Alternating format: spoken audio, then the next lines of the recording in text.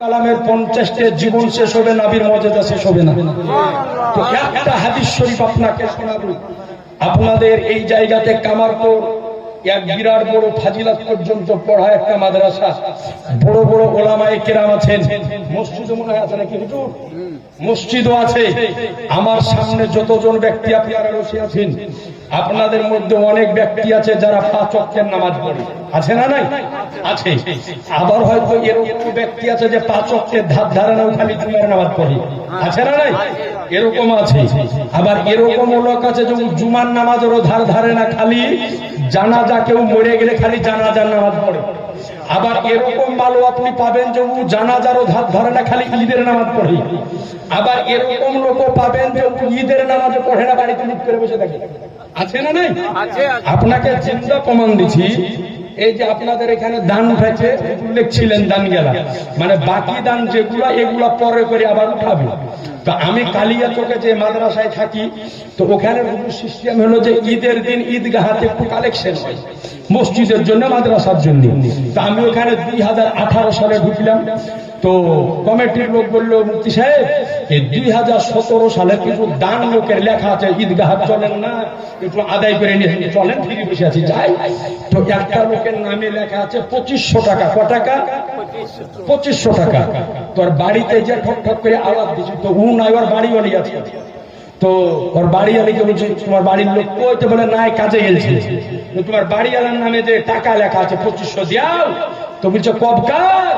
তো বলছে টাকাটা হলো 2017 সালে ঈদগাহাতে লেখাইছে। তো বলছে ও তো 7 বছর থেকে ঈদের নামাজই পড়ে না। বলছে যে 7 বছর থেকে ও ঈদের নামাজই পড়ে না। তা আমি সেদিনকে বুঝলো যে এরকম ভালো আছে যে ঈদের নামাজও পড়ে না, আছে না? নাই এরকমও আছে। আচ্ছা বলেন, 5 ওয়াক্তের থাক নামাজি, জুমার নামাজি থাক, আর অনেকেও আছে তাহাজ্জুদের নামাজও পড়ে হুজুর, এরকম অনেক ব্যক্তি আছে। আচ্ছা আপনারা সকলে দিলে হাত রেখে, অন্তরে হাত রেখে বলেন তো, যে হাউজে কাউসারের নাম শুনেছেন না শুনেননি? জোরে বলতে হবে। সকলেই শুনেছি। আচ্ছা বলেন তো, হাউজে কাউসার কে দেখেছে? জোরে বলতে হবে। কেউ দেখেছি? কেউ হাউজে কাউসার দেখেছি? কেউ দেখেনি। কিন্তু নামটা কানে শুনেছি কি, যে হাউজে কাউসার একটা জান্নাতি নহর, তার পানি হবে দুধের চাইতেও সাদা, আর মধুর চাইতেও মিষ্টি, আর মুস্কে আম্বারের চাইতেও খুশবুদার। কিয়ামতের ময়দানে যারা জান্নাতি হবে, আমার রহমাতুল লিল আলামিন পয়গম্বর নিজ হাতে করে তাদেরকে পান করাবে। কিন্তু আমরা কেউ সপক্ষে হাউজে কাউসার দর্শন করি নি, খালি নামটা শুনেছি। কিন্তু রব্বে কাবার কসম, আমার নবীর নাম, যিনি পৃথিবীতে দাঁড়িয়ে হাউজে কাউসার দর্শন করেছেন। জোরে বলেন। এই দেখেন, এই মাদ্রাসা ফাজিলাত পর্যন্ত পড়া হয়। এই মাদ্রাসায় ফাজিলাতের একটা সাবজেক্ট আছে, নাম হচ্ছে বুখারী শরীফ। বুখারী শরীফের প্রথম খণ্ডের 179 পেজের মধ্যে হাদিস বর্ণিত হয়েছে। হযরতে আমির ইবনে উকবা রাদিয়াল্লাহু তাআলা আনহু তিনি বর্ণনা করেন যে একদিন আমার নবী মুস্তাফা নিজ বাড়ি থেকে বের হয়ে আসলেন। আসার পরে আমার নবী মুস্তাফা সর্বপ্রথমে যারা উহুদের যুদ্ধে শাহাদাত বরণ করেছিলেন, নবী আমার তিনাদের কবরকে জিয়ারত করলেন। জোরে বলেন না। আজ আমরা কবর জিয়ারত করতে যাই, তো আমাদেরকে বলে যে মাজার পূজারি, বলে না? বলে না? আজি যারা তারা মানুষকে কেমন করে গোমরা বানায় গো। আর সামনে যেগুলা বসে থাকে ওগুলা আধলা কেনা শুনিয়া চলে যায়, দলিলবিহীন কথা বলে দেয়, ওর কথার কোন দলিল নেই। বলে ইয়া দলিল কি, তো কেউ মানুষও চাহে না, আন্দাজে বলে চলে যায়। এই যে কয়েকদিন আগে আপনারা সকলে চিনেন, এক মাল হচ্ছে পেটমোটার বাড়ি হচ্ছে বর্ধমান, চিনেন আপনারা? আপনাদের দিনাজপুরের দিকে আসে, আমার সাথে ফোনে যুগের মুনাজারা হয়েছে। একবার আলা হাজরাত বলা যাবে কি যাবে না এই বিষয়কে কেন্দ্র করে 40 মিনিটের মুনাজারা এখনো ফেসবুক ইউটিউবে আছে, আপনি জানেন মোহতারাম। তো কোন প্রশ্ন যদি পাবলিকে করে তো ভাই তোমার যদি জানা না থাকে তো বলো যে আমি জানি না, জানিয়া পরে বলে দিব। একজন মানুষ যে সবকিছু জানবে এটা তো গ্যারান্টি নাই, অনেক বিষয় আছে। তো ওকে ও উত্তর দিচ্ছে স্টেজের উপরে যে আমরা অনেক জায়গাতে মাজারে যাই আল্লাহ ওয়ালাদের মাজার জিয়ারত করতে, তো অনেকে মাজার জিয়ারতে যায়, মাজারে গরু মুরগি ছাগল নিয়ে যায় না, যায় না? জোরে বলেন না, নিয়ে যায়। নিয়ে যাওয়ার পর ওখানে জবাই করে শিরনি বানিয়ে আল্লাহর ওলির মাজারের সামনে ফাতিহা করে কিয়াম দরুদ করে ওলির সামনে আজকে ওলির ওসিলা দিয়ে আল্লাহর নিকটে দোয়া করে ওই শিরনিটা নিজে খায়, আশপাশে ফকির ফাকরা যারা পায় তারাকে খিলায়। হয় কি হয় না? তো এই দুনিয়া খবিস, এই প্যাকিংটা ই বলছে ধরেন একটা প্লেটের মধ্যে আছে শুয়োরের গোশত, নাউজুবিল্লাহ বলেন, বলছে একটা প্লেট আছে শুকরের গোশত আর একটা প্লেটের মধ্যে আছে মাজারের মুরগির গোশত। আপনাকে খিদে লেগেছে বিশাল, না খাইলে মারা যাবেন, তো বলছে মুহাদ্দিসেরা মত দিয়েছে যে তুমি ওই মাজারের মুরগি খাও না, শুকরের গোশত খাও। নাউজুবিল্লাহ বলেন। যদি বলে যে কোন মুহাদ্দিসে বলেছে তো বলবো আমার বাপ শওকত আলী ওই মুহাদ্দিসে বলেছে। ওর মুহাদ্দিসের নাম তো জানে না, ও কোন মুহাদ্দিসে বলেছে? রে বেটা মুহাদ্দিসটার নাম না বল, যে কোন মুহাদ্দিসে বলেছে। একাধিক তো মুহাদ্দিস আছে, কোন মুহাদ্দিসে বলেছে, কোন হাদিসের কিতাবে বলেছে হাওয়ালাটা দে, তাহলে আন্দাজে ফাল মারি দিয়ে চলে গেল আর মানুষের নিকের বুকে হাত নেড়ে বেড়ে চলে গেল। ও যখন এত বড় কথাগুলো ধরো স্টেজের উপরে যে এই যে কথাটা আপনি বললেন এটা কোন কিতাবের মধ্যে আছে দলিলটা আপনি দিয়ে যান। তার কারণ যোগ্য বিজ্ঞ ওলামায়ে কেরাম তলবায়ে জাম বসে আছেন যে কোন জিনিসকে হারাম বলতে গেলে তার পিছনে দামিনে কাটিয়ে লাগবে, নস লাগবে, না হলে হারাম বলা যাবে না। তার কারণ হলো যে শরীয়তের উসুল হলো যে হালালের লিমিট আছে, হারামের লিমিট আছে, হালালের কোনো লিমিট নাই। হারামের লিমিট আছে, হালালের লিমিট নাই। আপনাদের এই গ্রামের নাম হচ্ছে কামারতোর নাকি, থানা করণদিঘি, জেলা উত্তর দিনাজপুর।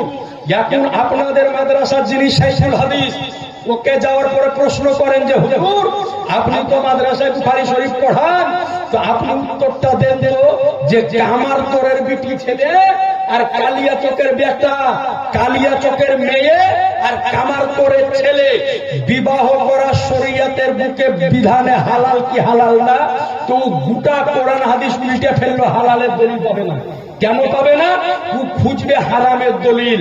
উনি দেখিয়ে দিবে আপনাকে যদি কামারতোরের মেয়ে আর কালিয়া চকের ছেলে বিবাহ যদি হারামের লিস্টে থাকে তো হারাম, আর হারামের লিস্টে না থাকলে হালাল নাকি হুজুর?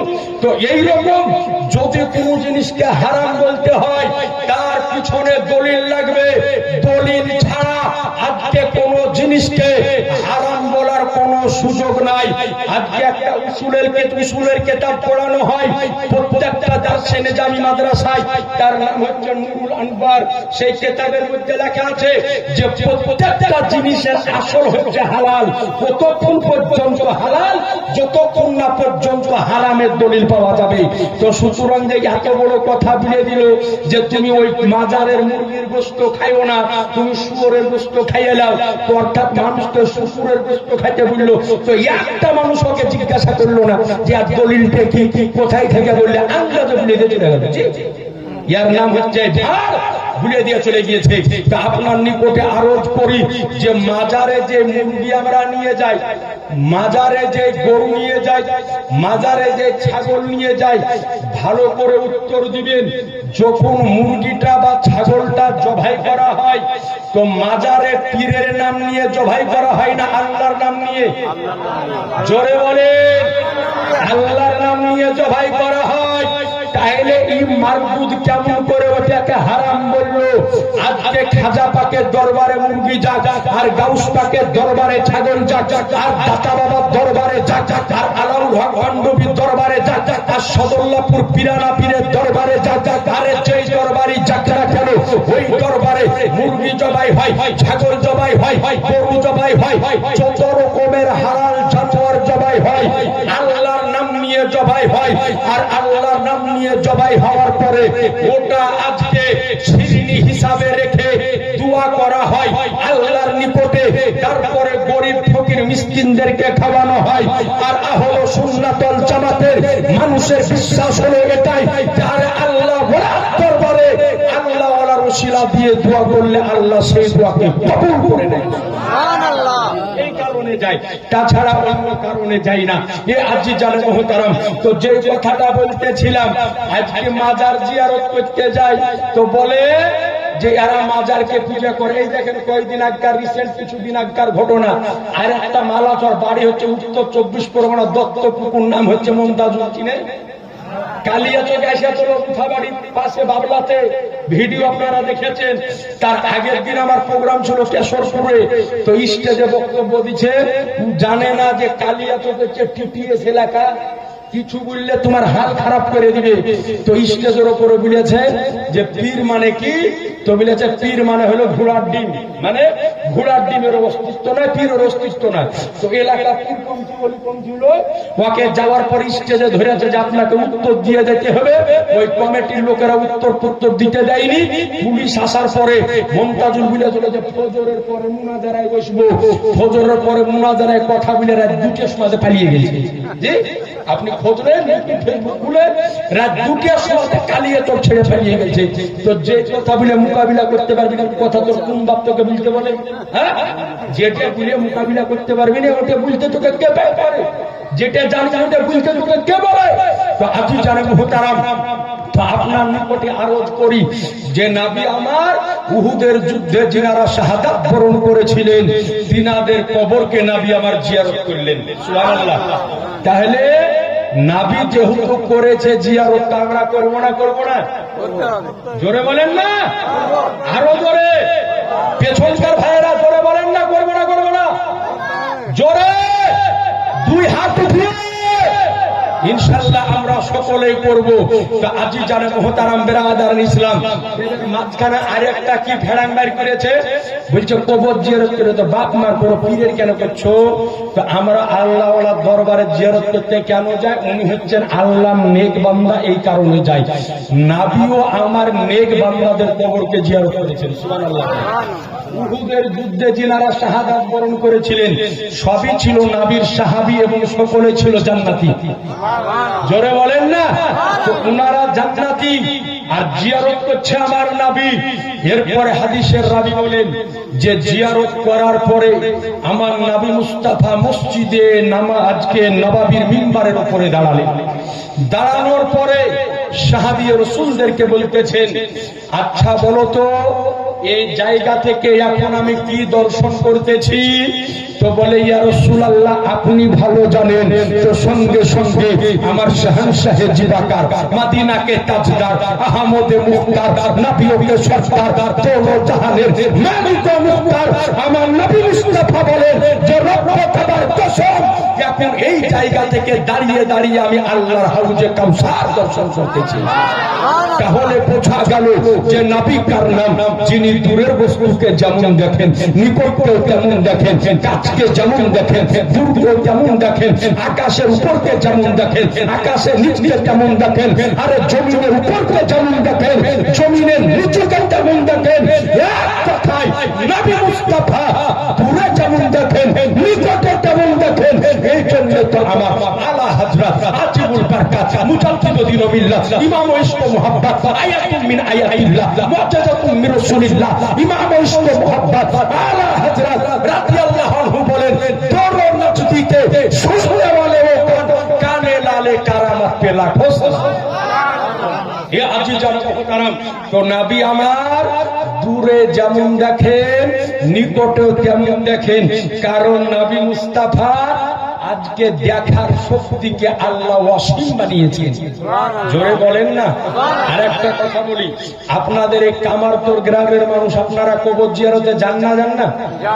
জোরে বলেন না। আচ্ছা পেছনকার বাপজি ভাইয়ের আপনারা কি বেজার? আপনারা কি বেজার? একটু জোরে সুবহানাল্লাহ বলেন তো আপনারা, একটু সকলে মিলে বলেন তো সুবহানাল্লাহ। আমাদের একটা আফসোসের বিষয় যে যখন জালসার স্টেজে যায় যদি বলি যে সুবহানাল্লাহ বলেন তো মুখ দিয়ে কথা বলে, আবার এই লোক গেলায় যখন রাজনীতির মিছিলে যায়, তোরে বাবারে বাপ লাফায় 14,000, বেটা লাফায় 28,000। লাফাই না লাফাই না লাফাই। আচ্ছা বলেন, আপনি রাজনীতি মিছিলে যান, আমার আপত্তি নেই, যেটাতে যাবেন যান। কলিজায় হাত দিয়ে বলেন তো, রাজনীতির মিছিলে যে সে রাজনীতি পার্টির স্লোগান দিলে আপনার নেকি হবে? জোরে বলেন না, নেকি হবে না। কিন্তু 2 বস্তা চাল পাবেন ফ্রিতে, 2খান তিরপল পেয়ে নেবেন ফ্রিতে। এখন যে ঘর দুই হয়েছে, হয়তো 2 ঘর পেয়ে নেবেন ফ্রিতে। বাড়িওয়ালি একটু লেখাপড়া হলে ICDS এর খিচুড়ি চাকরিকে ফ্রিতে পেয়ে নেবেন, কিন্তু কোন নেকি হবে না। কিন্তু একবার যদি সুবহানাল্লাহ বলে, তো একবার সুবহানাল্লাহ বলাতে ফারিস্তারা আপনার নামে 90টা লিখে লিখে। জোরে বলে, জোরে বলে। অনেক ফজিলত আছে সুবহানাল্লাহ, অনেক ফজিলত আছে। তো আজি জানে মহতারাম, তো কবর জিয়ারতে আমরা যাই। আপনাদের গ্রামের কোন একজন ব্যক্তিকে যদি কবরের উপরে দাঁড় করিয়ে দেওয়া হয়, যে কোনো কবরের উপরে, যে ভাই বলো তো এই কবরের নিশ্চয়তা আযাব হচ্ছে না শান্তি হচ্ছে, তো বলা সম্ভব?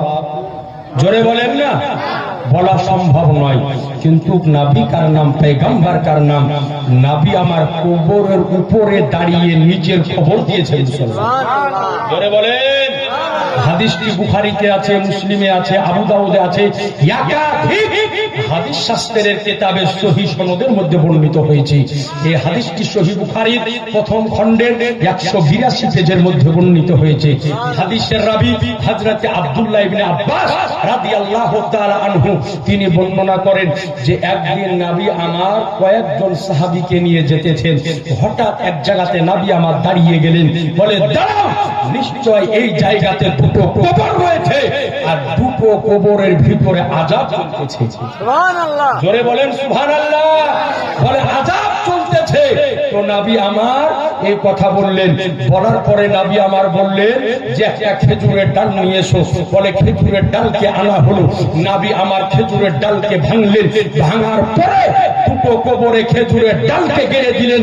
গেড়ে দেওয়ার পরে নবী আমার বললেন, শোনো, যতদিন পর্যন্ত এই খেজুরের ডালগুলি সবুজ আকার ধারণ করে থাকবে, এরা আল্লাহর আজকে তাসবিহ করবে, আর এদের 2 জনের কবরের আযাব হালকা হতে থাকবে।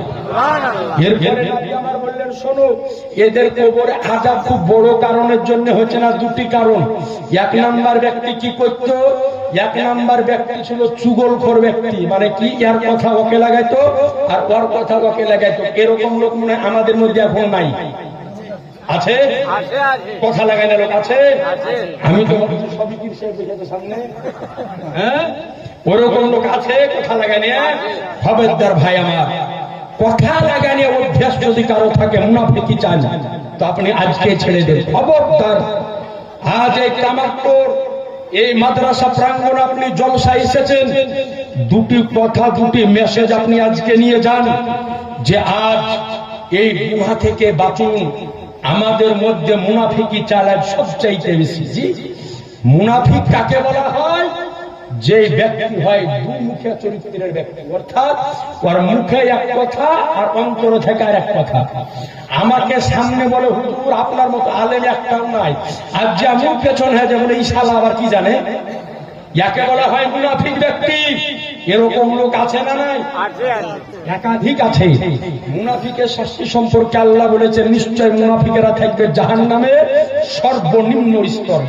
সুতরাং ভাই, এই মুনাফিকি অভ্যাস যদি কারো থাকে, মা বোন আপনাদেরকে বলি, এই কাজ কিন্তু বিটি ছেলেরা বেশি করে। জি, এই কাজ বিটি ছেলের মধ্যে সবচাইতে বেশি আছে।